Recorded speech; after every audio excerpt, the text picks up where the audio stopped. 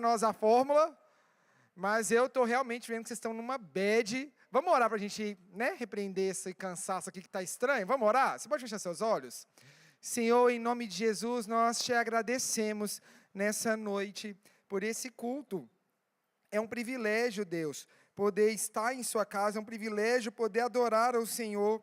A sua graça nos permitiu isso, a sua graça nos deu o direito de celebrar ao Senhor, a sua graça nos chama a te adorar, e eu quero consagrar esse culto a ti em nome de Jesus.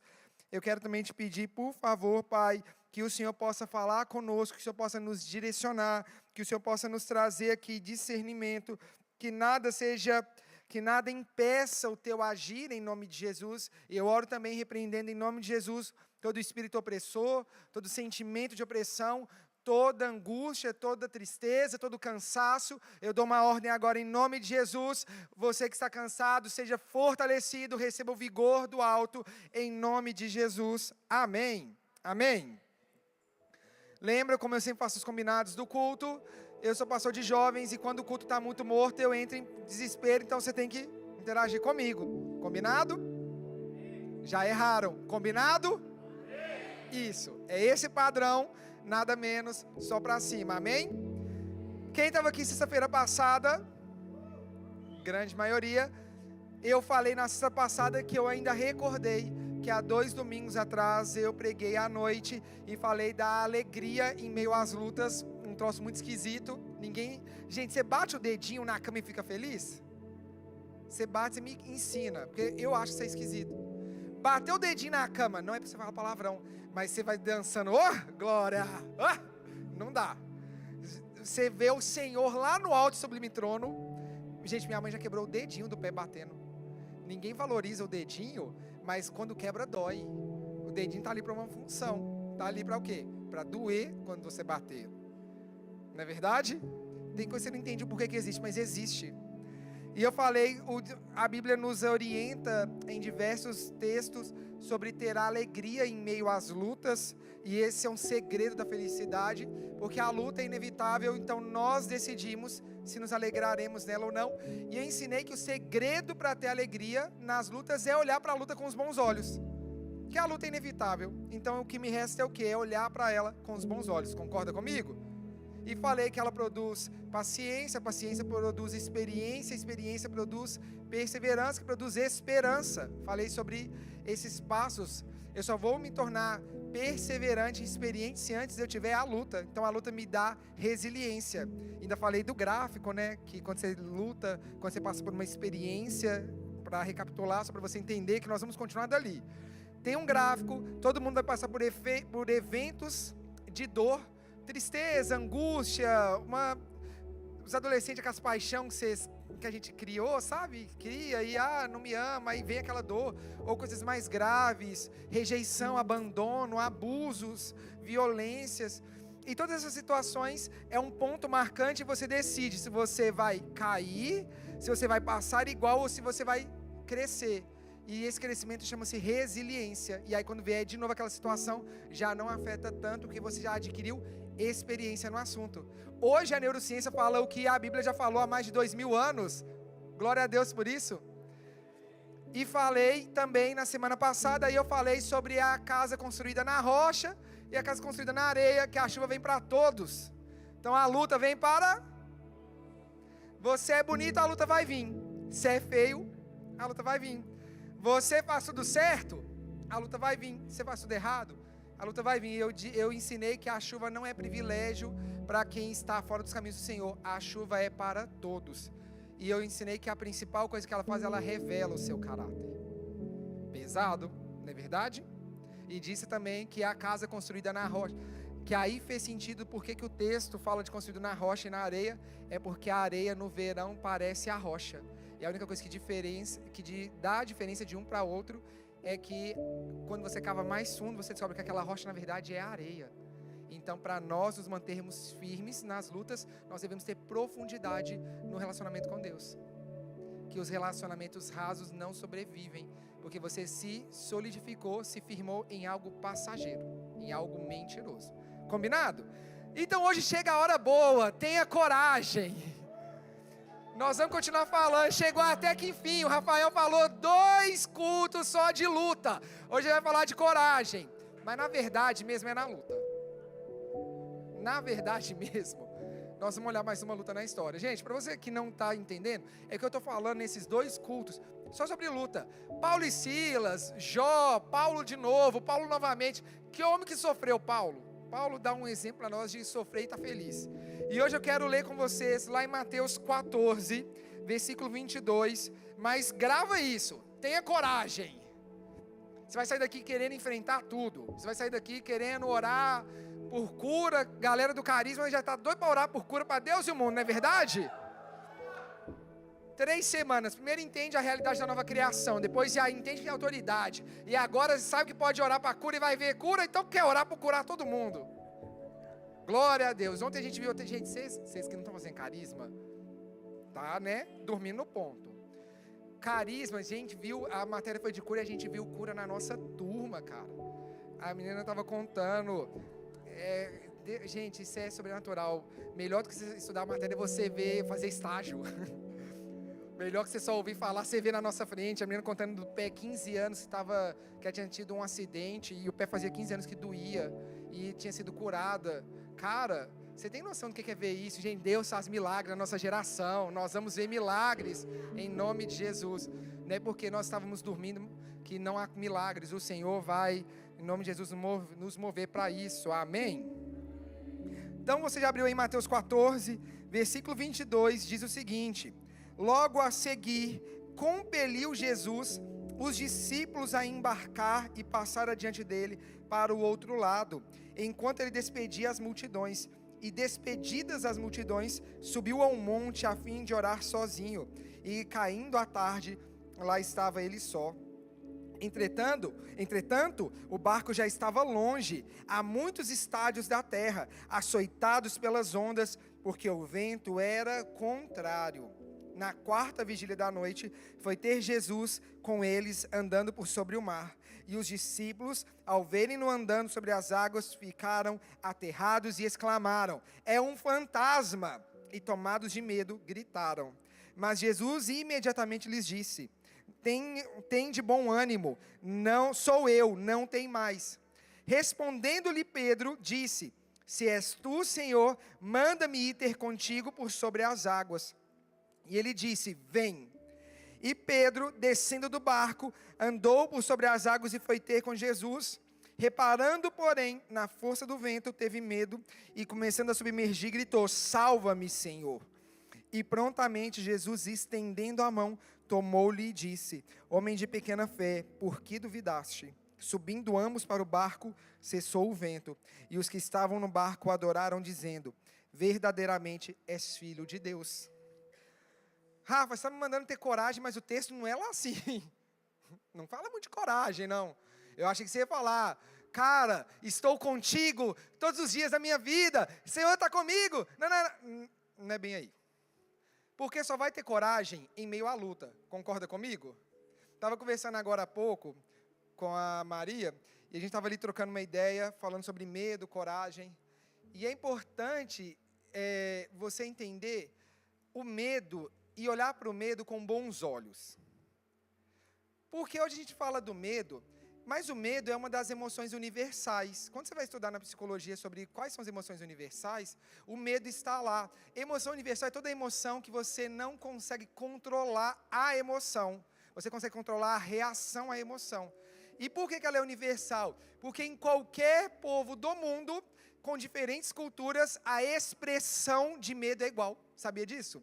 Emoção universal é que em qualquer lugar do mundo, a pessoa com medo vai ter a mesma cara de medo. Porque é um sentimento, é uma emoção justamente incontrolável. E por que a emoção, o medo é necessário? O medo é uma emoção de proteção. Se você não tiver medo de um leão, você vai abraçar ele achando que ele é um gato. E abraça ele, você vê o que acontece. Você não vai contar. Nós vamos ver depois. Então você concorda comigo que o medo, ele é, por um lado, ele é protetor?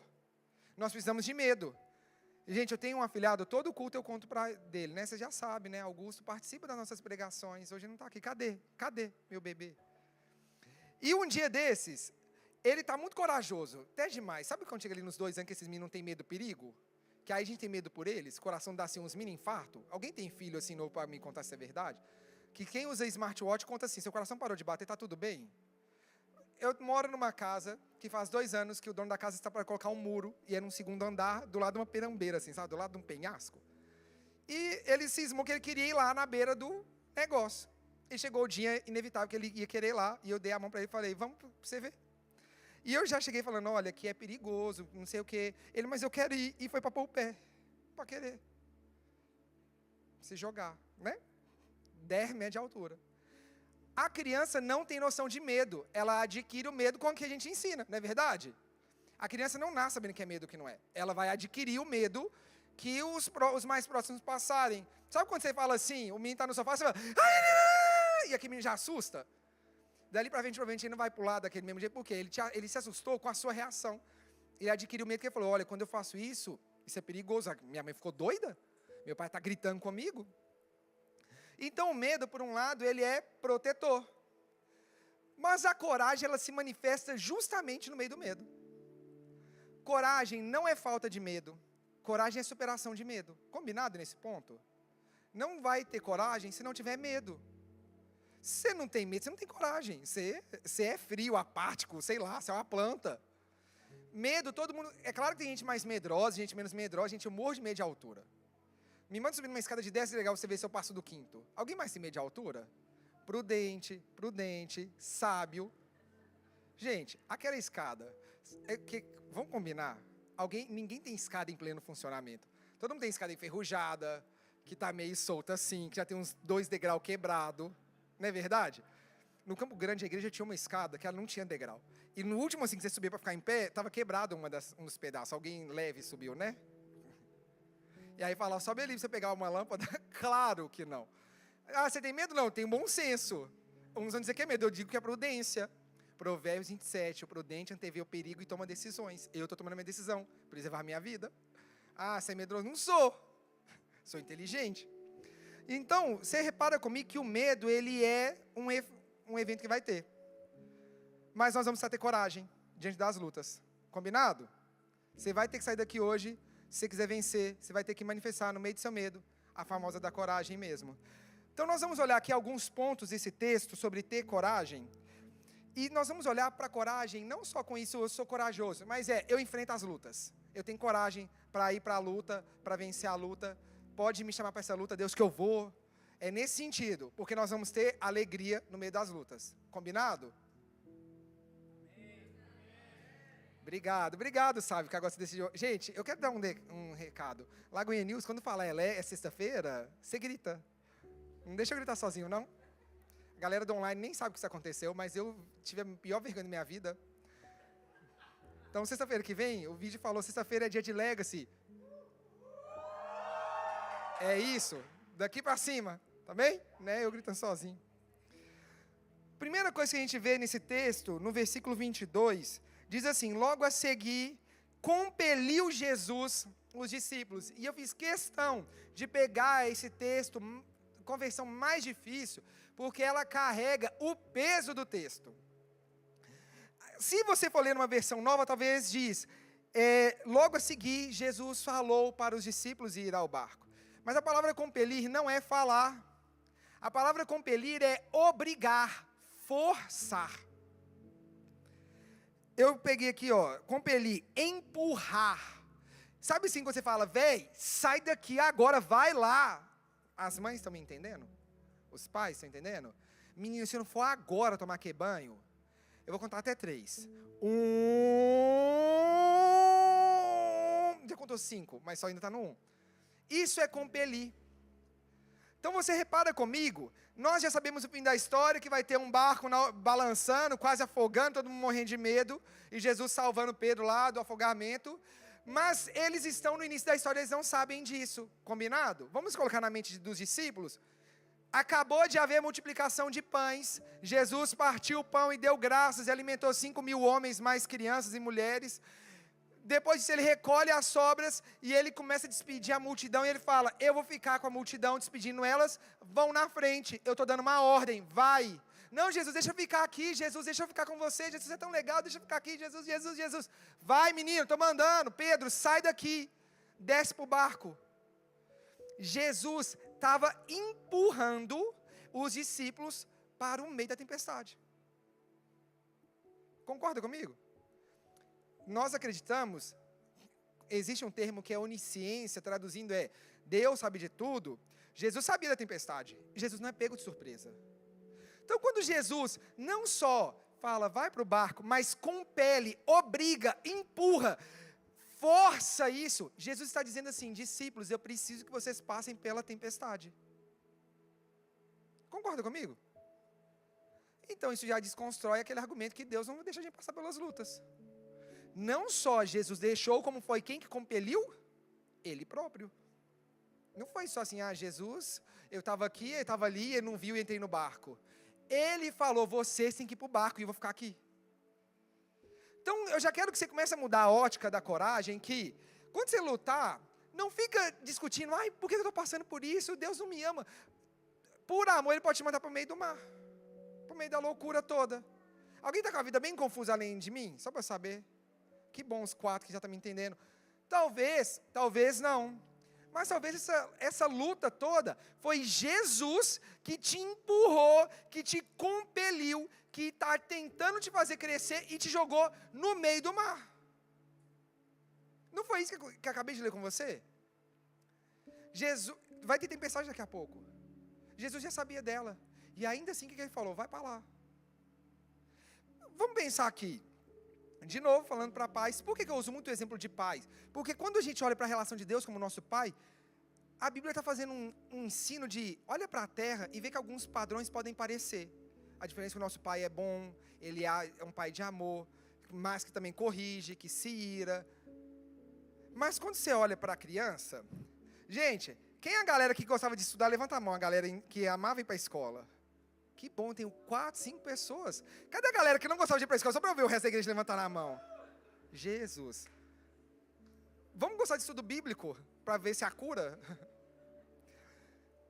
Quem aqui já formou no ensino médio, no secundário, só para saber a galera que formou? Quem aqui já fez faculdade, fica com a mão em pé que fizeram faculdade? Nossa, diminuiu a mão drasticamente. Deus, eu oro por faculdades em nome de Jesus, profetizo. Hoje, você concorda comigo que aquilo que quando você era criança, que você não queria ir para a escola, que você ia à força, e detalhe, os meninos que estudam em Portugal, dá glória a Deus, porque no Brasil a escola pega 7 da manhã. Mas no Brasil, você não mora do lado da escola. Eu tinha que acordar às 5:30 da manhã. Alguém era da turma que acordava de madrugada para ir para a aula? Toda a nação brasileira. Ninguém tinha o privilégio de acordar às 7:30 da manhã para pegar aula às 8, às 9. Eu te entendo, adolescente, que vocês estudam até 3 horas da tarde e eu me compadeço da sua dor. Mas vocês acordam tarde, pelo menos, tá? Nós acordávamos às 5:30 da manhã. Mas hoje, por mais que você não queria ir para a escola, e seu pai brigava, te xingava, sacudia da cama, fazia a oração da ressurreição dos mortos. Hoje você concorda comigo que isso era necessário? Se ele tivesse te privado disso, você acha que ele te amaria mais por não te mandar para a escola? O amor dele se manifestou fazendo o que você não gostou, não é verdade? O seu pai te compeliu, te obrigou a ir para a aula. Mas hoje você, graças a Deus, pode glorificar que talvez você consegue ler, escrever, sabe física, química, fez faculdade.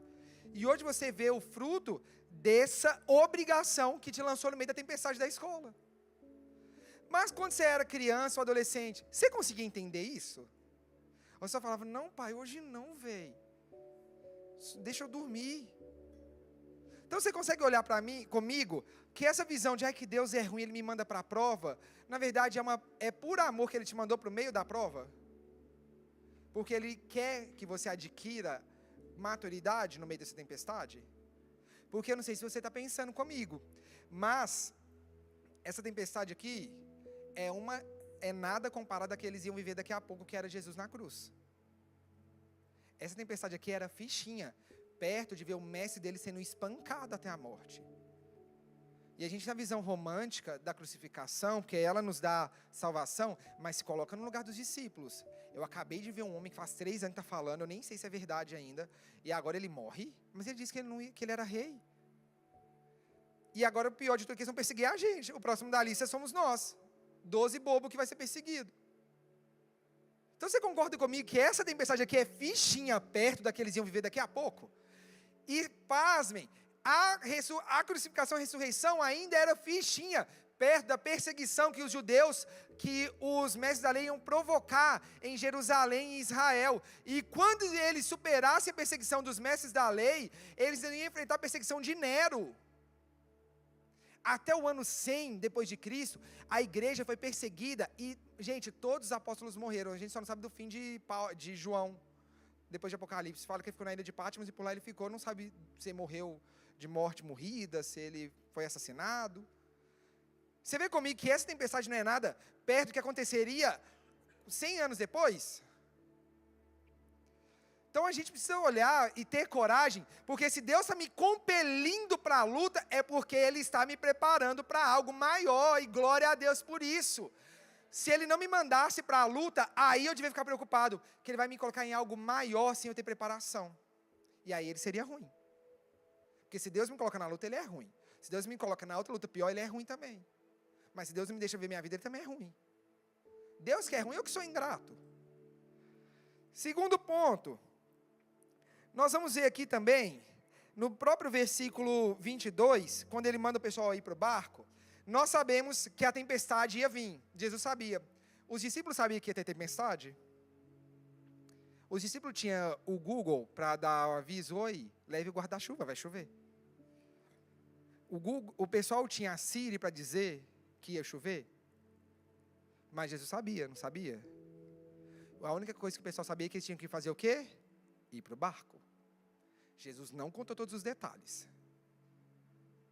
Pasmem-se. Nossa, que Deus ruim que me omite. Não, que Deus de amor, que se te contasse tudo, você não ia. Se eu te contar, se seu pai te contasse que você ia para a escola, você ia ter prova a cada bimestre, você ia para a escola? Você ia, gente? Na minha escola, teve uma possessão demoníaca que inventaram um negócio do diabo, que era o simulado. Alguém tinha simulado na sua escola? Que o Senhor te cure e te restaure dos traumas que você adquiriu. Quando você entra no ensino médio, aqui em Portugal seria ali no 10º ano, no Brasil tem o Enem, né? E a minha escola, gente, eu estudei no Colégio Tiradentes, então era no colégio da Polícia Militar, então era um colégio renomado, então eles queriam manter a pinta de uma boa escola. E todo ano saía número X aprovados no Enem, com não sei o quê. A escola gostava de pôr faixa, né? Então eles tinham que preparar os alunos para isso. Hoje eu dou graças a Deus que eu fui muito bem no Enem, mas na época que eu fazia, reclamava como um bom reclamador. E a cada bimestre, cada trimestre na escola, que lá chamava de etapa, nós tínhamos um simulado. O simulado valia 10 pontos. Sabe qual que era a média que a gente tirava? 3, 2,5. Um dia eu tirei 3,5 e ria de alegria. Porque 3,5 era um dos mais inteligentes da escola. Porque o simulado era como se fosse a prova do Enem. Mas não era um simulado sem valer ponto. Era cada trimestre eu tinha 3 provas. Então eu tinha 9 provas no ano. Pensa que luta que era. Minha vida era uma prova mesmo. Todo mês eu tinha uma prova. E essa prova, eu de 10 tirava 2,5, 3, 3,5. Então era aquele sentimento de quê? De incompetência. Que aí depois você tinha que fazer um monte de trabalho de recuperação. As provas chegavam vermelhas sangrando. Sabe assim, ó, só os vermelhos cortando. Se meu pai tivesse contado isso, eu queria mudar de escola. Porque eu morava dentro de uma escola, gente. Eu morava dentro de uma escola lá. Eu podia levantar 1 minuto antes. E esse é o mais inteligente da escola que eu morava, que é uma escola ruim, mas ruim de doer. Meu pai não contou tudo, ele só falou: você vai para uma escola boa, de qualidade, vai acordar cedo, e não sei o quê. Se ele tivesse contado, a gente não ia. Se Deus te contar tudo que você vai ver na sua vida, você vai desistir hoje.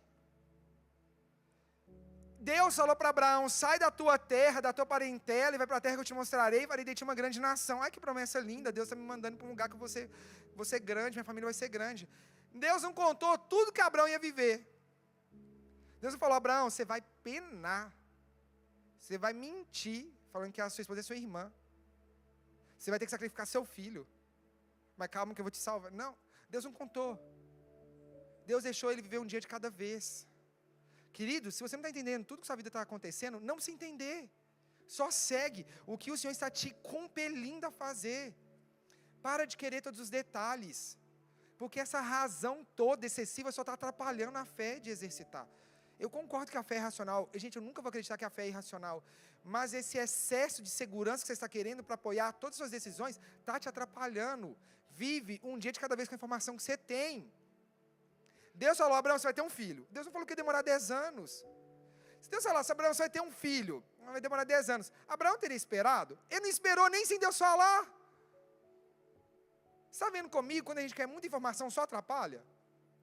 Você concorda comigo? Jesus só falou, vai para o barco. Ele não falou, você vai, mas eu vou ficar aqui. E você vai ter tempestade, eu vou aparecer, você vai achar que eu sou um fantasma. Não, só falou, vai, só vai. O resto, a gente logo vê. Você pode querer comigo que é dia de você só ir? Se Jesus não te falou tudo, não precisa falar. Só vai. Amém? Terceiro ponto, ainda no versículo 22, estou no primeiro versículo. Jesus não estava no barco, pasmem-se. Aí parece que Deus é ruim. Aí eu vou te deixar pensar por um segundo, não que Deus ruim, que manda esse meio da tempestade nem está lá. Vai, pensa um segundo, você pecar e você pedir perdão agora. Eu quando li esse texto, me chamava a atenção, falava, Jesus mandou eles no meio da tempestade, ele não estava lá, e ele ainda chamou depois Pedro de pequena fé, mas foi Jesus que não estava lá no barco. O que eu quero te dizer com isso? Primeiro ponto, existir momentos da sua vida, na caminhada com Cristo, você vai sentir que você está sozinho. Alguém já sentiu que você estava sozinho, que Deus se esqueceu de você? Pode falar, porque eu, direto. Você já teve dia que você falou, cara, não é possível. Às vezes você é tão crente, você fala, não, eu estou pecando mesmo, estou desviado, porque só pode. Você não tem coragem de culpar Deus, você fala, não, estou me culpando. Alguém já teve essa sensação? Confessa assim, eu não está sozinho aqui no barco? Obrigado, vem comigo no barco da reclamação. Há momentos que a nossa vida está tão caótica, que a gente fala, Jesus não está no barco. E Jesus não está me vendo. Não é possível, Jesus não está me vendo.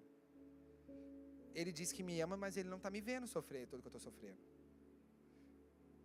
Gente, teve uns meses para trás que todo dia era uma má notícia. E teve um dia que eu falei, eu lembro até, eu cheguei e falei, não, ok, não tem má notícia não. Aí eu peguei uma carta no correio para pagar o imposto do carro que eu tinha esquecido de pagar, só que aí de 50 foi para 150 euros. Eu falei, obrigado. Mas a culpa foi minha. Mas sabe na semana, assim, que já tinha acontecido um monte de coisa, só mais uma de brinde, mas responsabilidade minha, fiquei enrolando, procrastinei, tá aí assim, nossa, pronto para poder falar, você não cumpriu o prazo, toma aqui um brinde para você. Eu quero que você entenda comigo, que, às vezes, você vai se sentir sozinho, e Jesus não vai estar dentro do barco, realmente. Às vezes, na luta que você está passando, Jesus não está do jeito que você espera, e está tudo bem. Às vezes nós queremos que na luta, a gente tenha a noção que Deus tem que estar lá, daquele jeito que a gente quer. Traduzindo, eu tô sofrendo uma angústia muito grande. E eu oro, eu quero que Deus tire a angústia da noite para o dia. E às vezes não vai acontecer. Eu estou passando dificuldade financeira e eu orei e o dinheiro não veio. Então eu presumo que como não foi do jeito que eu pedi, Deus não está no barco. Deus não está me vendo. Eu estou sozinho. Mas eu quero que você entenda, e eu li esse texto de propósito, porque não é porque Jesus não está dentro do barco, que Ele não está com você. Se a gente ler esse texto em Marcos 4, versículo 38, vai dizer a mesma história. E lá diz assim, Marcos 6, 48 quer dizer, vendo que eles se fatigavam a remar, porque o vento lhe era contrário, perto da 4ª vigília da noite, aproximou-se deles, andando sobre o mar, e queria passar-lhes adiante. Vou ler de novo do início.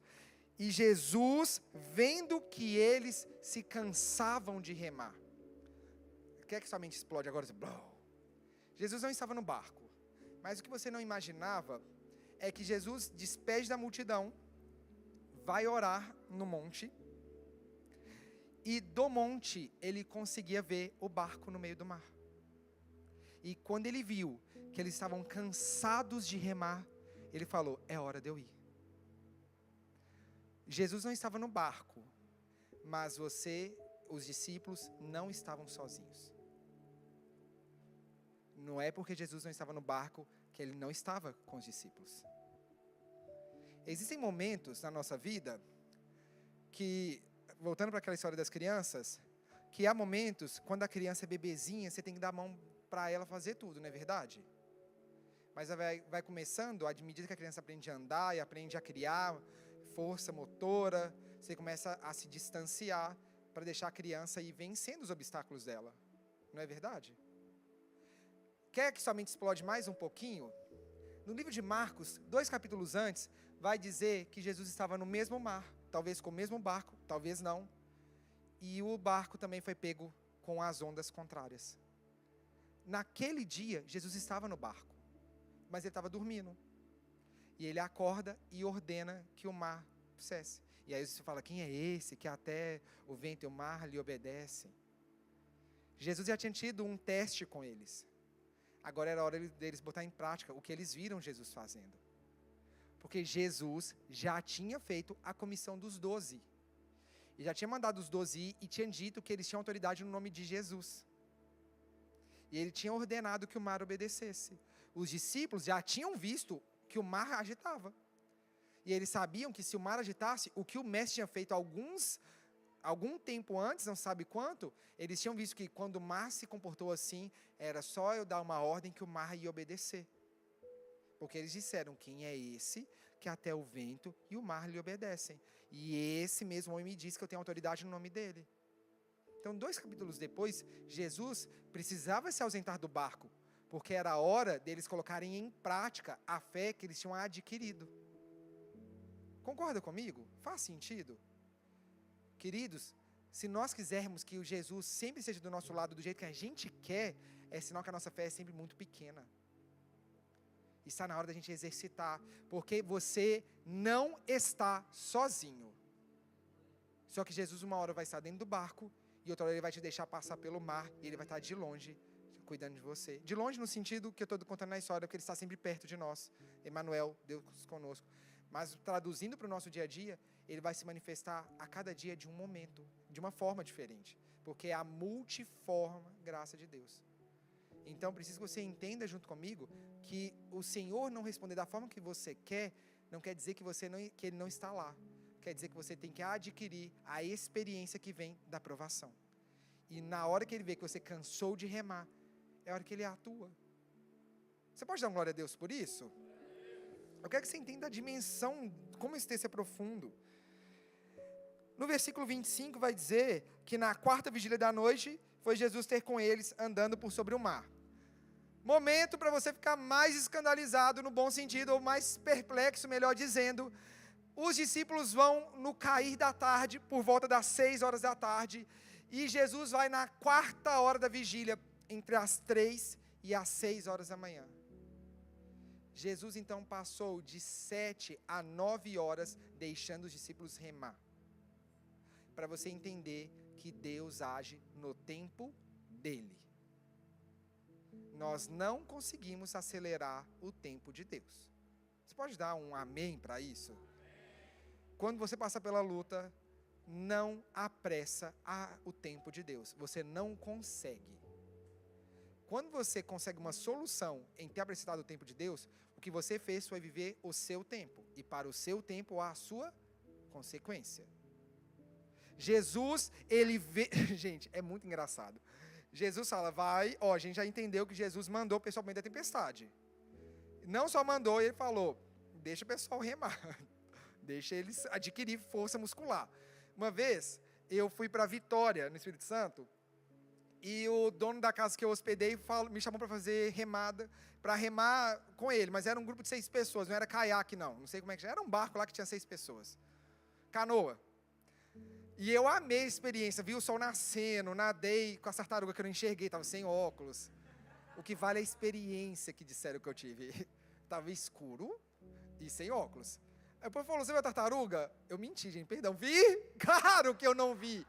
Eu tenho 4 graus de miopia, eu não vejo você na minha frente, ô atribulado. E eu voltei para casa, isso já era quase 7 da manhã, e fui dormir. Quando eu acordei tipo eu acordei meio-dia, e a Priscila, amor, você tá bem? Eu falei, tô, por quê? Você tá dormindo há muito tempo, vem almoçar. Eu tentei sair da cama, eu não conseguia mexer meu corpo. Eu caí da cama assim, ó. E fui andando assim. O cara não me contou que doía tanto. Gente, eu remei nem por 1 hora. Esses discípulos remaram não sei por quantas horas. Nós vimos aqui um intervalo de 7 horas. Mas vamos lá colocar que esse remou por... Vamos colocar 2 horinhas? Com o vento contrário? E mesmo assim, Jesus não apressou. Deus sabe o fim da história. Então, Ele não vai apressar o meio da história por sua causa, querido. Porque Ele te ama. Então, Ele falou, eles precisam aguentar mais um pouco. Aguentar mais um pouco. Se Ele não poupou o Filho dEle por amor a mim e a você acha mesmo que na fila do pão você vale mais que o Filho de Deus? Por que eu estou te falando isso? Não é para você se sentir mal. Mas é porque às vezes a gente chega diante do trono de Deus achando que a gente está no trono. Você repara que às vezes a gente tem umas oração muito altiva? Deus! O Senhor... Oh, gente, desde quando o servo fala com o Senhor desse jeito? Ele é muito misericordioso mesmo. Se era eu, mandava, próximo. Aí você entende a misericórdia e a graça de Deus. Que se ele caísse um raio, toda vez que eu me atrevo diante dele... Oh, gente, já tinha vindo, bum! Ele não moveu, ele não apressou, ele viu, falou, mas ainda é para esperar, é para esperar, é para esperar, é para esperar. Agora é a hora. É no tempo dele. Vamos nos alegrar, porque o tempo de Deus é perfeito. Se não for no tempo dele, vai ser imperfeito. E se ele pode nos dar o perfeito, por que eu me contento com o imperfeito? Próximo ponto. Ainda no mesmo versículo, outra característica que chama atenção, que Jesus, gente, eu imagino isso. Jesus não fala que ele correu, fala que ele começou a andar sobre as águas.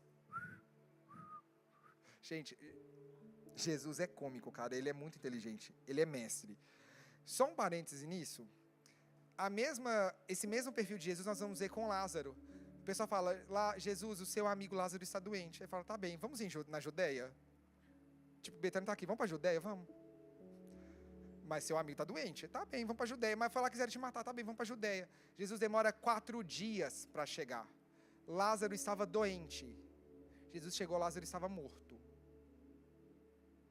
Jesus correu porque Lázaro estava doente? O centurião vai nos ensinar que se Jesus desse uma ordem, porque ele cura a filha do centurião, assim, ele fala, eu tenho meus servos e eu dou uma ordem, eles obedecem. Então o Senhor não é digno de entrar, eu não sou digno que o Senhor entre na minha casa.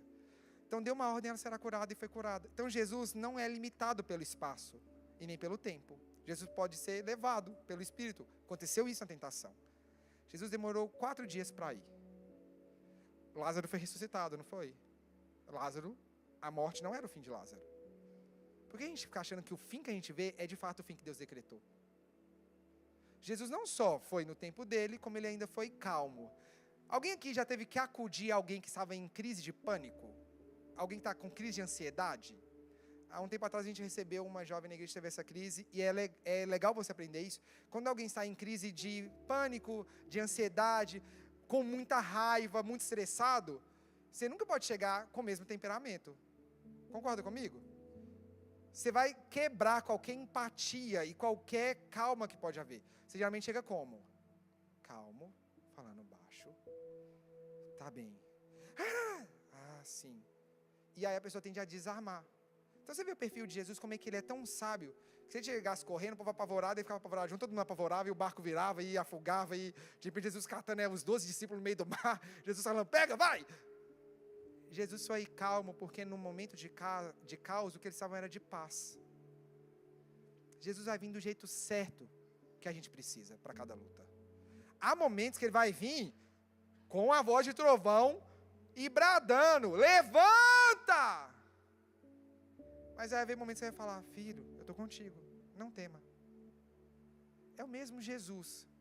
Para cada momento, ele sabe reagir da forma certinha. E nesse momento, o que eles precisavam era de um Jesus calmo, que ensinaria a ter paz no meio da tempestade. Porque tempestade pior, eles enfrentariam daqui a pouco. Próximo. Jesus está sobre o mar, ainda no mesmo versículo. E esse aqui, gente, na verdade, só um parênteses nisso aqui tudo. Só um parêntesão aqui, bem grandão, na frente disso tudo. Essa pregação, primeiro o Espírito Santo conduziu, e eu estava conversando com ela com o pastor Mateus. E ele estava me ensinando muita coisa nesse texto que eu não era capaz de, sabe assim, nem se eu orasse 25 anos. Gente, anda perto de pessoa inteligente e sábia no Espírito Santo, isso é maravilhoso, gente, ajuda demais. Sabe, qual é um povo assim que ama Deus, que, sabe, conhece de Deus? Porque a gente anda com tanta gente ruim, que ensina tanta coisa errada, vai colar num povo que conhece da Bíblia, gente, que te ensina, eu não tenho vergonha nenhuma de dizer isso. Porque o que eu quero é que a palavra seja proliferada, seja levada. Então cola na galera, porque quase tudo isso aqui foi ele que foi me ajudando, sabe? Foi tendo aquele fluir, E ele falou um negócio aqui que, assim, ó, bum! Eu espero que aconteça a mesma coisa comigo. Água e óleo se misturam? Não se misturam, certo? Jesus anda sobre as águas. Ele não se mistura com as águas. Jesus nunca vai se misturar com o caos. Sabe por quê? Ele é o óleo da unção. Você quer ficar assim, que é o momento que você faz um bum, assim na sua mente, igual a minha? Você não quer ficar perdido no caos? Vai buscar da unção. Vai submergir no óleo de Deus, na unção de Deus, que a cada dia que passa, você não se mistura com as lutas que você está vivendo. A luta não pode te definir, e muito menos te afogar. Jesus, ele anda sobre as águas, porque ele não pode se misturar. Quem ele é não pode se misturar com um caos, porque ele está sobre tudo isso. Combinado? Próximo ponto, versículo 26. E os discípulos, ao verem andando sobre as águas, ficaram aterrados e exclamaram: é um fantasma! E tomados de medo, gritaram. E eu confesso, mais uma vez, glória a Deus pela vida do pastor Mateus, ensinamentos, gente, cola nesses povo inteligente, cola no carisma, vai buscar isso tudo. Eu nunca entendi esse texto, parece até infantil. Gente, um monte de homem velho, barbudo, com medo de fantasma. Quem já leu e pensou nisso? Você que criança tem medo, não é verdade? Gente, confessa, se você é adulto e tem medo de fantasma, no fim do culto me chama para orar você, porque não é possível, cresce. Tem medo de demônio? Também não deve ter não, mas fantasma, não. Eu de verdade que eu pensava, sabe que esse filme, a galera antiga vai saber, vocês também cantaram Celebrar a Cristo, então vocês vão saber com certeza. Quem já assistiu aquele filme do Didi? Tinha um que era o fantasma trapalhão, alguém já viu? Lembra? Confessa. Gente, foi vocês que cantaram Celebrar a Cristo, cantaram Eu Quero é Deus. Sabe que a pessoa a música do Morada foi regravada, aí pode até ser que os jovens saibam cantar, Eu Quero é Deus, beleza. Mas quem gritar no café, no almoço e no jantar, só a terceira idade jovem que sabe. Os adolescentes sabiam essa parte? Mas quem sabia no café, levanta a mão, confessa. Tudo veio de igreja. Tudo nasceu, né? Eu tá 15 anos, assim, ó. Gente, que essa música era velha quando eu converti. Então, só queria saber que você está comigo no Didi, o Fantasma Trapalhão. Quando você lê isso, não dá para entender tão sério, até você ver a cultura judaica. Havia um mito no meio dos judeus, no meio dos pescadores de Israel, que quando você estava para morrer, naufragado, você veria um fantasma. Então havia essa cultura que, se você viu um fantasma dentro do mar, você vai morrer afogado. E todos cresciam com essa mentira satânica contada. E quando eles veem Jesus andando no meio das águas, e ele está lá vendo, sobre as águas, e eles estão lá, vendo as ondas batendo, e eles cansados de remar, eles falam o quê? Chegou a morte. É a hora, agora é a hora. Trazendo para o dia de hoje, no meio das lutas, é engraçado como que ela revela os nossos traumas e as mentiras que nós acreditamos a vida inteira. No meio da luta, em momento nenhum eles lembraram que era de Jesus. Em nenhum momento eles falaram, não gente, será que não é Jesus não? Eles logo pensaram, é o fantasma. E aí a pergunta que eu fico para você é, quando você está sofrendo, qual fantasma te assombra? Qual é a mentira que tem te assolado? Quando você é magoado por um amigo, o sentimento de rejeição logo aflora. Quando você não gosta de algo e é contrariado, você logo explode. Será que não há um fantasma sobre a sua vida que te aflige? O que você viveu lá no passado, que quando você está diante da luta, logo vem aquela imagem do passado? Porque esses fantasmas bobinhos que a gente acredita, na verdade está revelando que todos eles eram condenados a uma mentira. Jesus queria quebrar essa mentira e ele sabia que ele tinha que esperar para ir na hora certa. Você começa a entender comigo como era necessário Jesus ter ficado lá, por exemplo, 7 horas esperando? Porque ele precisava ensinar que aquilo ali não era verdade. Nós precisamos colocar os fantasmas da nossa vida diante da cruz e falar, pode existir fantasma do passado, mas Cristo é quem me cura, quem me liberta, quem me restaura. Cristo tem esse poder.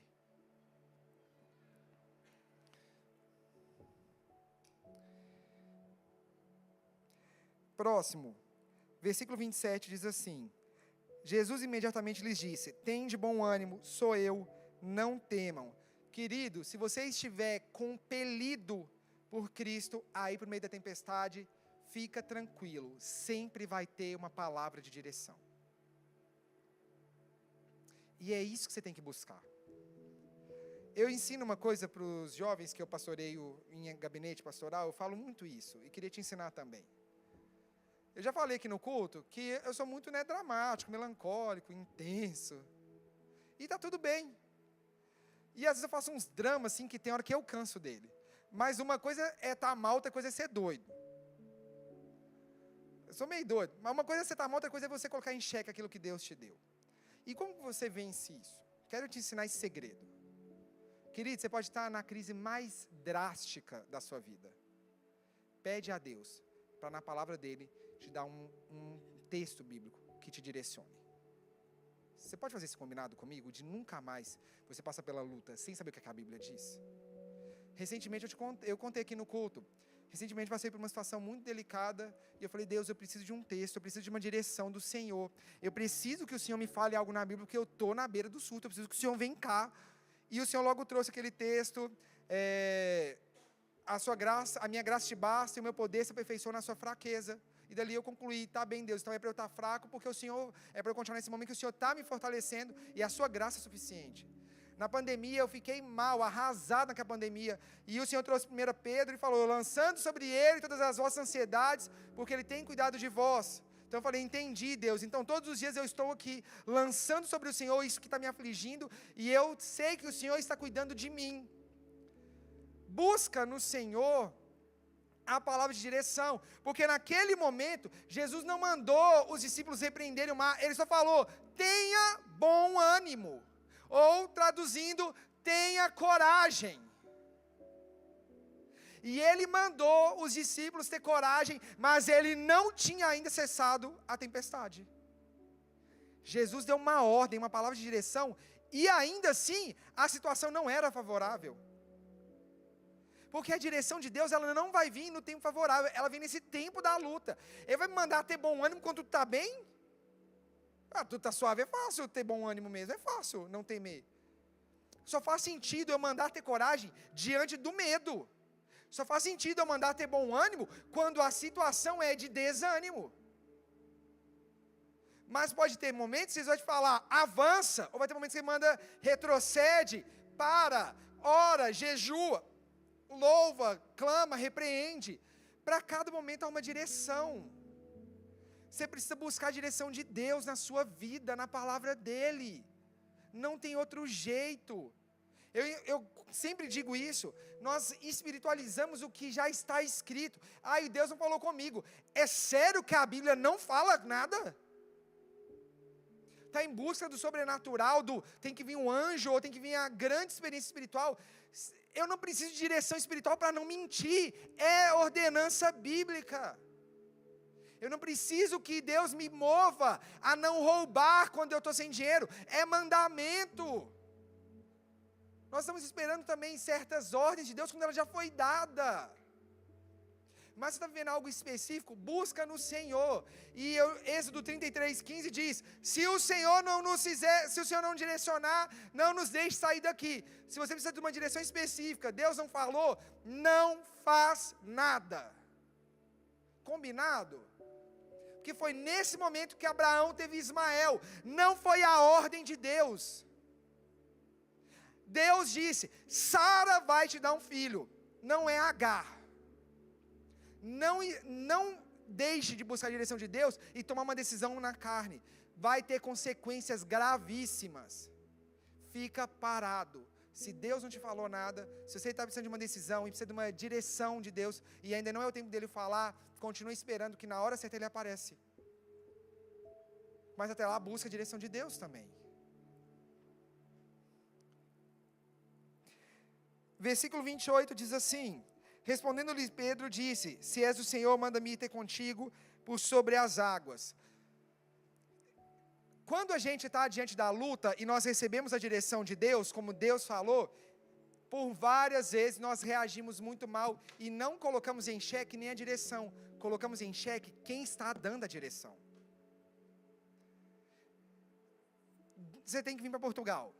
Deus te mandou vir para Portugal. E você está sofrendo. Veio para Portugal, sua vida desandou, ficou tudo de cabeça para baixo, está dando tudo errado.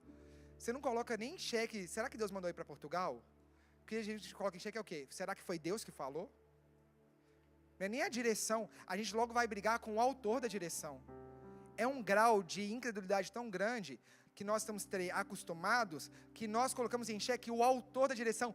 Pedro não disse, Jesus, ele já tinha falado, sou eu que estou falando com você. Pedro não fala assim, Jesus, você tem certeza que é para eu sair do barco? O barco é mais seguro? Ele fala assim, é você mesmo, Jesus, está falando? Quantas vezes eu vou me colocar, eu brinco muito isso, gente, eu sou do perfil racional, então eu vou colocar Deus à prova assim, Deus, é mesmo que você está falando? Tem certeza? Dá 7 sinais diferentes, com 7 coisas diferentes. Mas isso não faz sentido. Eu preciso conhecer a voz do meu amado. Se ele fala comigo todo dia, eu conheço a voz do meu amado. Eu conheço a voz da minha esposa, eu estou com ela há 8 anos só de casado. Mas se eu não conheço a voz do meu amado, será que eu ouço ele com clareza?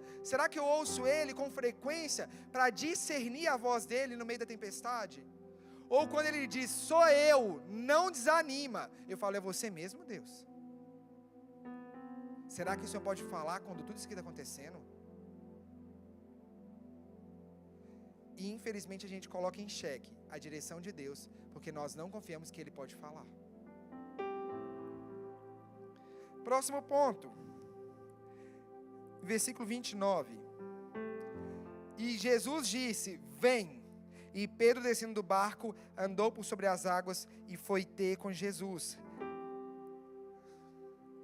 Quando a gente está no meio da aflição, a primeira coisa que nós fazemos é, você tende a ajoelhar, falar, Deus, você já sabe, né, ir para o caminho da oração, Deus, está difícil, e eu preciso que o Senhor me ajude, preciso que o Senhor me dê uma direção, que o Senhor me mostre, que o Senhor tire essa dor, essa tristeza, que o Senhor resolva esse problema, que o Senhor dê o dinheiro que eu preciso, que o Senhor dê a cura, que não seja lá o que for, enfim, isso é hora.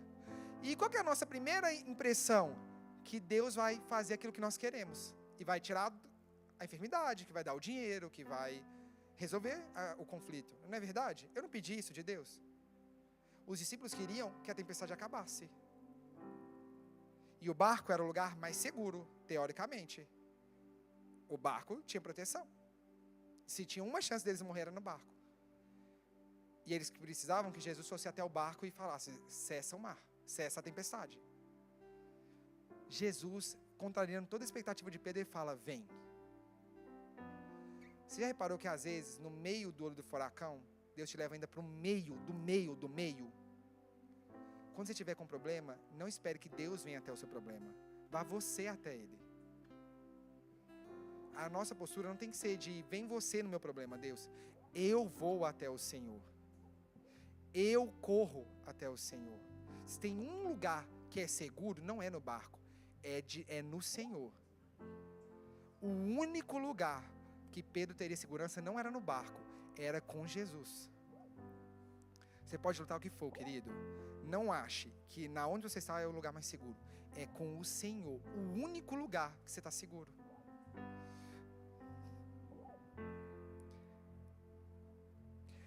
Versículo 30 vai dizer, reparando porém na força do vento, teve medo e começando a submergir, gritou, salva-me, Senhor. E isso aqui é a história que se repete diariamente. Deus nos dá uma direção, Ele manda a gente ir, e nós até temos agora a palavra, ouvimos a voz dEle, colocamos Ele à prova, o Senhor fala, então vem para esse lugar que é seguro, e infelizmente a gente olha para todas as situações contrárias, e a gente naufraga. Mas não era com Jesus que era o lugar mais seguro? Pedro afogou. Rafael, você acabou de dizer que é só com Jesus que ele não ia afogar, e lá ele afogou. Quantas vezes a direção de Deus é até clara, mas no meio do caminho a gente se perde com aquilo que não era para a gente olhar. Ele só tinha que olhar para uma pessoa, Jesus. Jesus deu a ordem, vem. Jesus mandou ir, Jesus ia resolver. Mas Pedro olhou para a força do vento, teve medo e afogou. E isso é tão atual. Todos nós vamos passar pelos momentos de grandes decisões difíceis. Eu lembro de quando uma vez, quando eu cheguei em Portugal, eu estava muito magoado. Mas quando eu comecei a recuperar, assim, né, a sanidade mental, falei com Deus que eu nunca mais ia servir, pedi perdão. Estava trabalhando num shopping, eu não estava conseguindo servir ao Senhor, aquilo começou a me incomodar. E eu comecei a orar: Deus, eu te amo, e o Senhor é o meu Senhor, e eu te amo acima de tudo mais. E um dia Deus falou: me dá seu emprego. Cara, foi a coisa mais doida assim. E eu falei: não é possível. Querido, eu não estou te mandando largar seu emprego, mas eu lembro da direção que Deus me deu claramente. E a primeira coisa que vem é olhar para os ventos: Deus, você está bem mesmo? Eu sou casado, tenho que pagar as contas, tudo mais. Quero te ensinar, querido, que quando o Senhor te dá uma direção clara, vai sempre ter vento contrário. Mas não olha para o vento não, porque senão você vai afogar, porque o vento vai te paralisar. Então não olha para ele. Não foi o vento que te chamou, não foi o vento que te deu a ordem. Que te deu a ordem não foi Jesus? Ele é pego de surpresa? Ele é o Senhor do vento. Ele dá uma ordem e o vento para. Quando Jesus te der uma ordem, não se perca com aquilo que te dá medo. Não olha para o lado, olha para frente. E o versículo 31 é maravilhoso, que nos dá esse consolo, que mesmo Pedro tendo afogado, Jesus toma ele pela mão e levanta.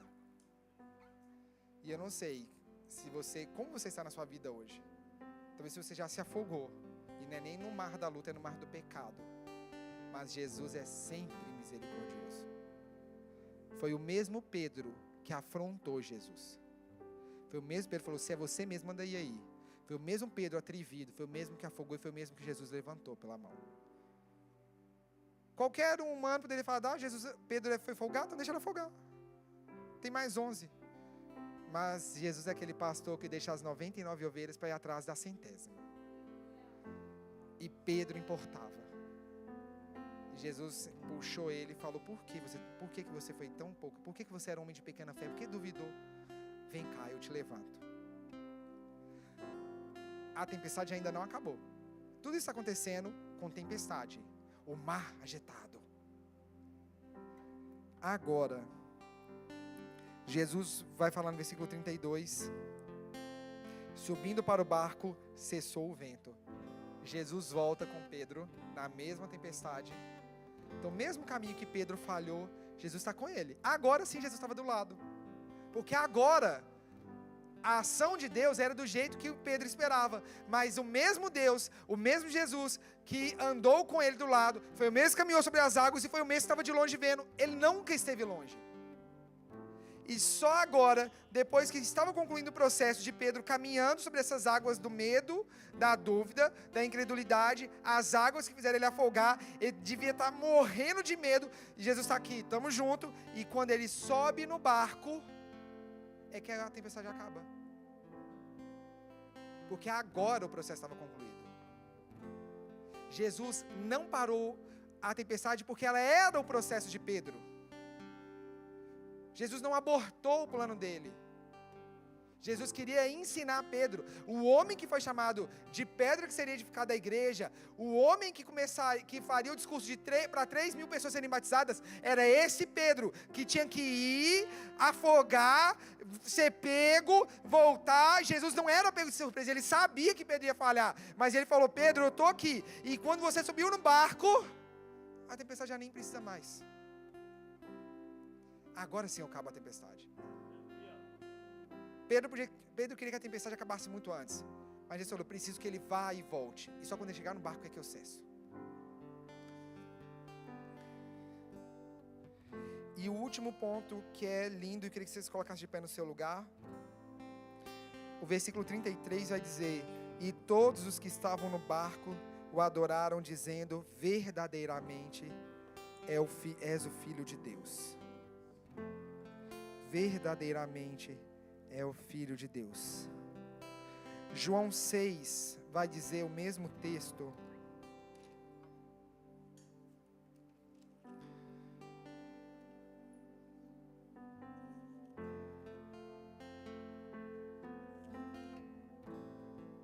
João 6:21 encerra o texto com um detalhe. E o pastor Matheus estava até me ensinando isso, que o enfoque de João, a ótica de João a escrever o evangelho é priorizar os relacionamentos de Jesus. Tanto que o menor texto para explicar é o de João. Essa história de João fala assim: os discípulos foram sobre o mar, Jesus andou e eles ficaram felizes.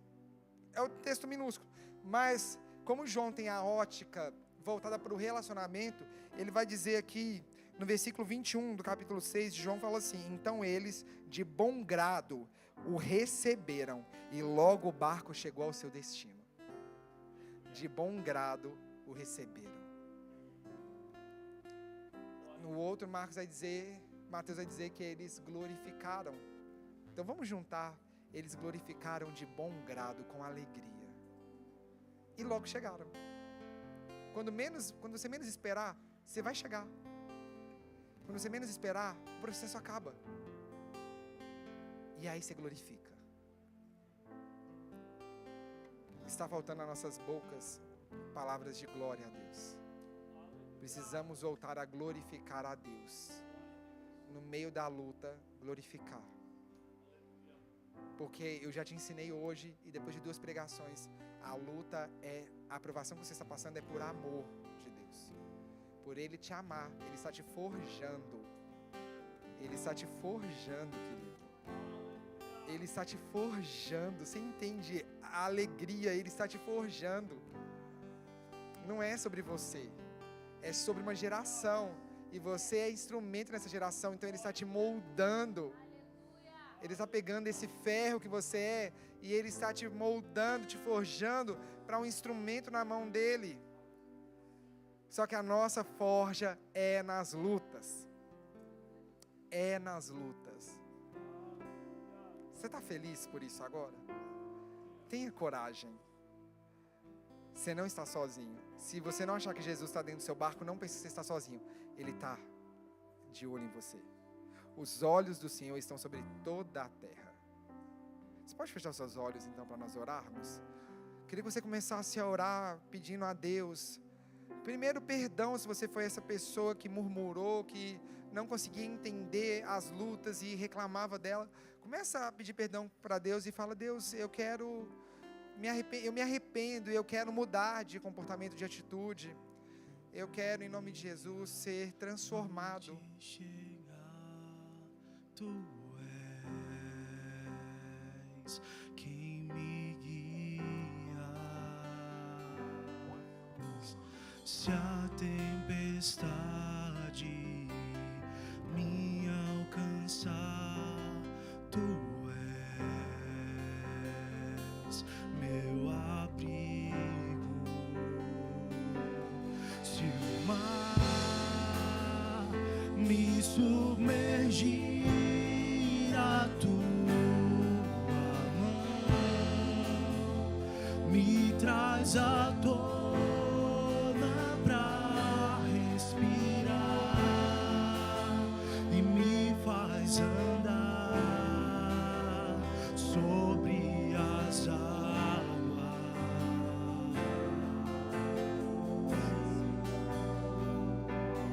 Tu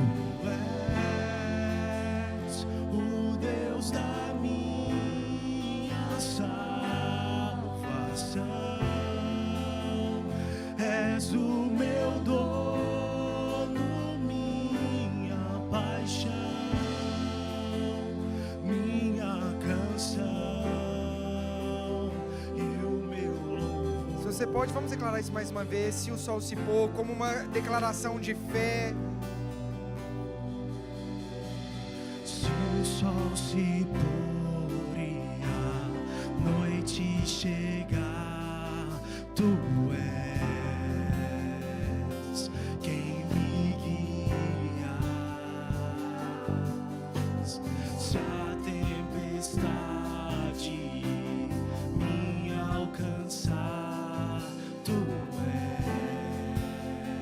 és meu abrigo.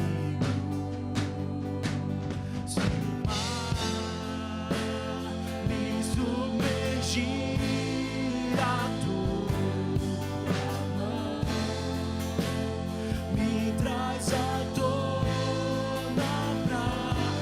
respirar e me faz andar sobre as águas.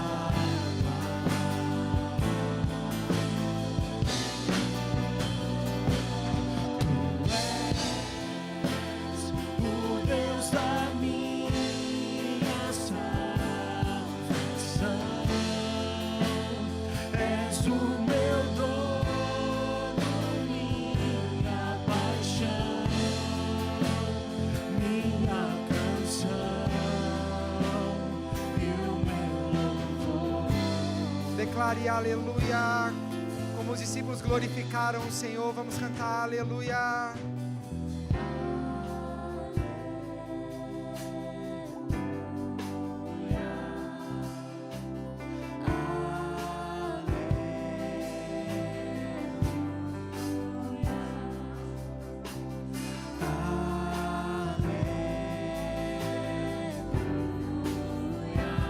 Senhor, nós louvamos o Senhor pelas lutas, elas estão nos moldando. O Senhor não nos abandona, o Senhor não nos abandona.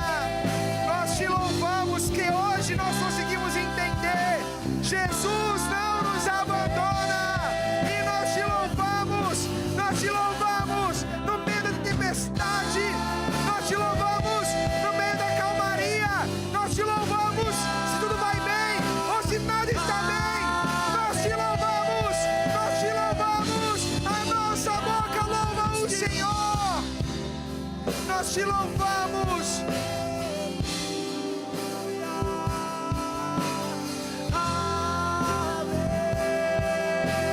Nós te louvamos, Senhor.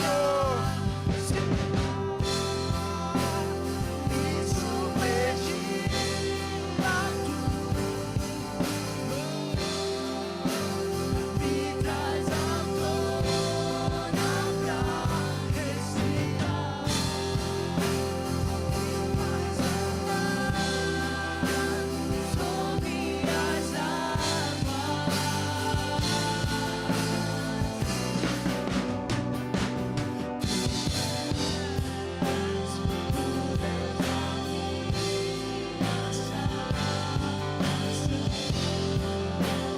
És o meu dono, minha paixão, minha canção e o meu louvor.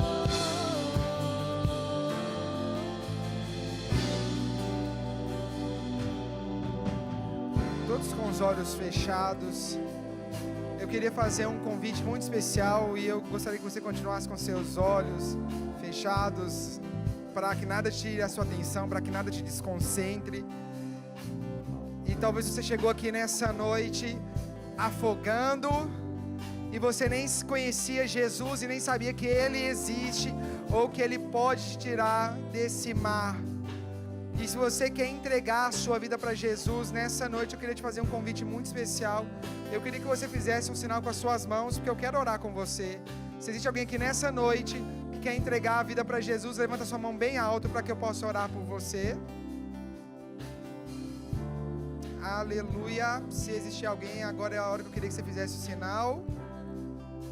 E vamos continuar louvando, aleluia. Senhor, em nome de Jesus, que nós possamos ser transformados pelo Senhor nessa noite.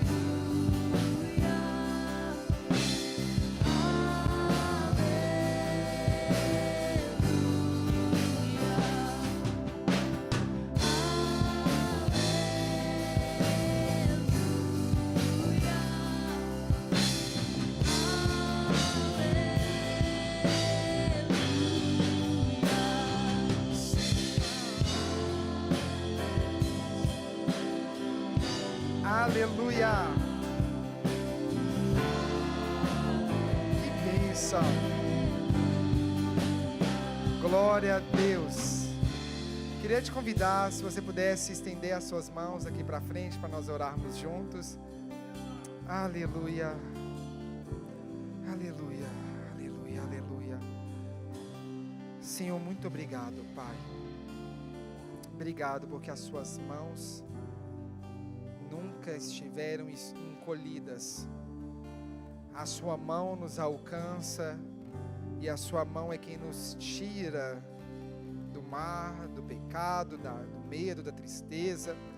E eu oro pela vida dessa irmã em nome de Jesus, Pai, para que o Senhor, diante dessa decisão tão linda, a sua palavra diz que é a festa, e que nesse momento seja um momento de reconciliação, de restauração, de crescimento, de fé, de ousadia, de coragem em nome de Jesus. Senhor, eu quero te pedir em nome de Jesus que o Senhor ajude na caminhada, que o Senhor levante para amigas, irmãs, para caminhar com ela em nome de Jesus, ajudá-la no crescimento espiritual, na palavra. Em nome de Jesus eu oro para que haja esse momento, para que seja, Senhor, um novo tempo na vida dela. Eu oro pela salvação em nome de Jesus. A tua palavra diz que é a salvação e nós profetizamos isso, declaramos isso em nome de Jesus. Amém. Amém, minha irmã? Olha para mim aqui um minutinho. Você está feliz? Esse é culto de alegria. Culto de jovem é culto de alegria. E esse povo é muito barulhento. E eu, como orei, você ganha uma família. Você não está sozinha nessa caminhada. Esse mar não é sozinho. Tem mais 11 discípulos, pelo menos, do mesmo barco, na mesma coisa. E eu vou fazer com você. Nós estamos preparando essa festa aqui para todo mundo celebrar com você. Você não está mesmo sozinha. E eu vou contar até 3. E quando eu contar até 3, você tem que esperar até 3. Não olha no 2, não. Vence a curiosidade. E quando nós contarmos até 3, nós vamos fazer uma festa e você vira para trás para todo mundo te receber com alegria. Você me ajuda nisso? A igreja pode me ajudar na contagem? 1, 2, 3. Olha para trás. Os corpos assim bem ajustados, totalmente ligados, unidos, vivendo em amor, uma família, sem qualquer falsidade, vivendo a verdade, expressando a glória do Senhor. Uma família, vivendo compromisso do grande amor de Cristo. Eu preciso de ti. Vai, canta pro seu irmão. Precioso és para mim, querido. Aleluia. Aplaude o Senhor, igreja.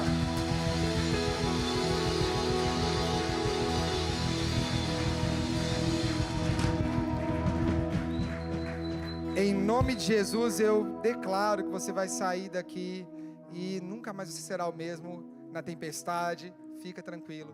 Se Jesus não estiver dentro do barco, Ele está de fora no controle, mas Ele está lá, te vendo. Amém? E você que está de casa, foi uma grande alegria você estar aqui conosco. Cadê? Ah, essa câmera, ao vivo. Está me apontando? Muitas câmeras. Você que está de casa, espero que você também possa viver essa realidade em nome de Jesus. E eu espero que se você também acabou de reconciliar no Senhor online, você também pode deixar aí nos comentários, fala que você voltou para Jesus e alguém da nossa equipe vai te receber, vai te encaminhar para o nosso telefone da paz e queremos caminhar contigo em nome de Jesus. E o recado para toda a igreja é muito simples, como eu sempre falo. Querido, você não precisa caminhar sozinho. Não quer dizer que você está numa luta que você tem que passar por ela. Eu tenho que passar por ela sozinho. Se for, então você passa. Mas conta com a ajuda de pastores, irmãos em Cristo, para orar por você, para te aconselhar. Pede ajuda. Procura um pastor, procura o telefone da paz, mas deixa Deus te direcionar, te ajudar nisso. Deixa Deus usar um irmão nessa caminhada. Amém? Vamos orar para encerrar esse culto então? Lembrando que ele continua no nosso Lagoinha Coffee. Ele só acaba aqui, mas continua lá. Tá bem? Aleluia. O que é hoje? Alguém já sabe? Ah, hoje é cachorro quente. Gente, Deus é fiel. Então vamos orar então? Senhor, obrigado por esse culto tão maravilhoso. Que o Senhor continue falando conosco, nos dirigindo, nos direcionando, nos compelindo, Senhor. E nós aceitamos ir também para o barco no meio da tempestade. Nós não temos medo porque o fim da história vale a pena. O fim da história vale a pena. Nós nos alegramos nisso. Nos guarda, Senhor, nos livra de todo mal. Guarda os que vão para casa, guarda os que já estão em casa. E oramos por um domingo também abençoado. Em nome de Jesus. Amém. Bora pro Lagoinha Coffee. Que o Senhor te abençoe. Você de casa, que o Senhor também te abençoe em nome de Jesus. E te espero aqui domingo.